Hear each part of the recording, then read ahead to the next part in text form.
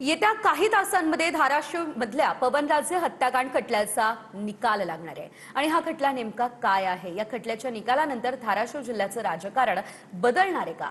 संपूर्ण माहिती बघूयात या रिपोर्टमध्ये.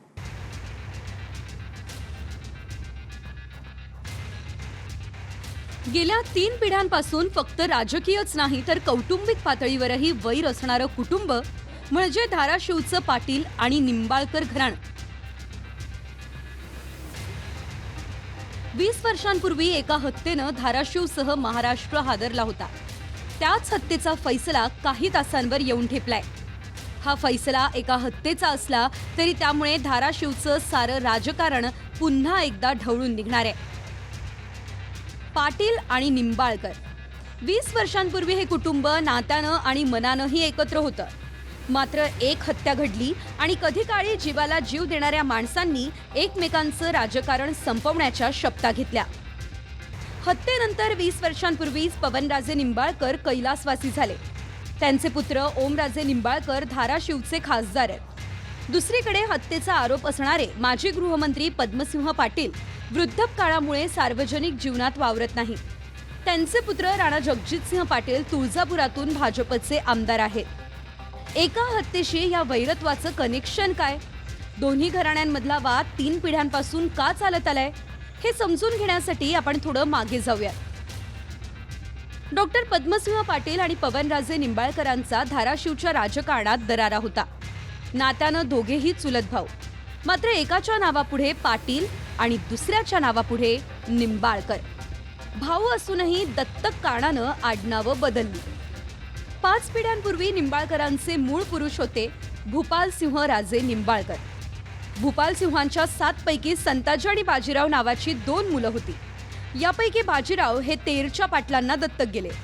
त्याच बाजीराव पाटलांचे पुत्र म्हणजे डॉक्टर पद्मसिंह पाटील. इकडे संताजी यांचे पवनराजे निंबाळकर हे पुत्र आणि या नात्यानं पवनराजे निंबाळकर आणि पद्मसिंह पाटील हे सख्खे चुलत भाऊ. पुढे पवनराजेंचे पुत्र ओमराजे निंबाळकर आणि इकडे पद्मसिंह पाटलांचे पुत्र राणा जगजितसिंह.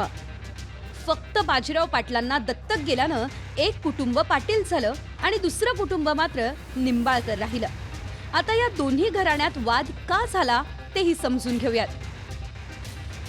2002 पर्यंत पाटील निंबाळकरांमध्ये भावाच्या नात्यासारखंच सख्य होतं. खासदारकी मंत्रीपद भूषवणाऱ्या पद्मसिंह पाटलांच्या मतदारसंघातली सर्व जबाबदारी चुलत भाऊ पवनराजे निंबाळकर हे सांभाळायचे. या दरम्यान पद्मसिंह पाटलांवर घोटाळ्यांचे अनेक आरोप झाले. असं म्हणतात की याच आरोपांमधून पवनराजे आणि पद्मसिंह पाटलांमध्ये मतभेद झाले.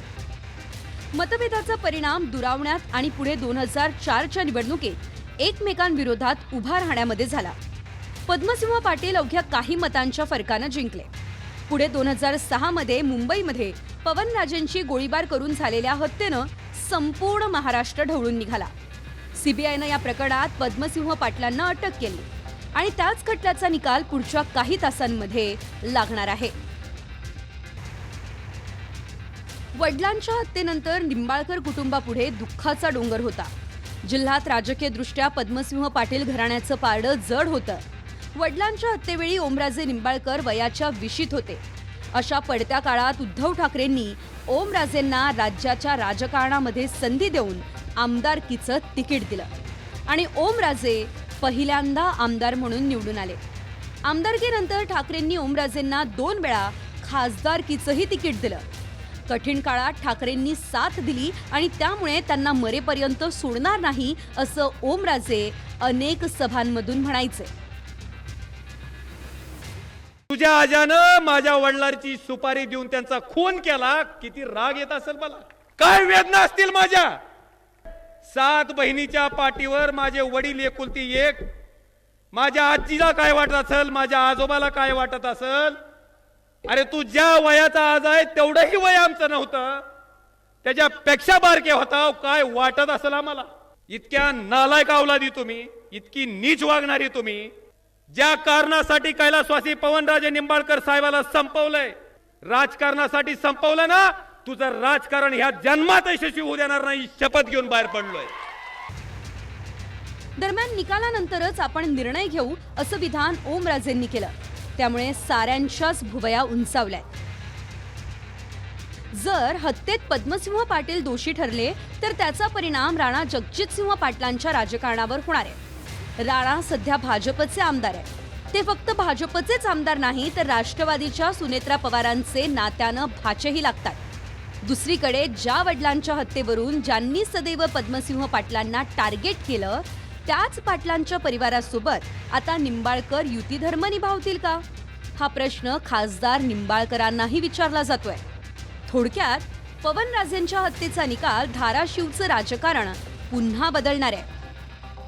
20 वर्षांपूर्वी ज्या हत्येनं धाराशिवच्या राजकारणात 2 मार्ग तयार झाले त्याच हत्येचा खटला आता काय बदल घडवतो हे पाहणं महत्त्वाचं असणार आहे. Bureau report, TV9 Marathi.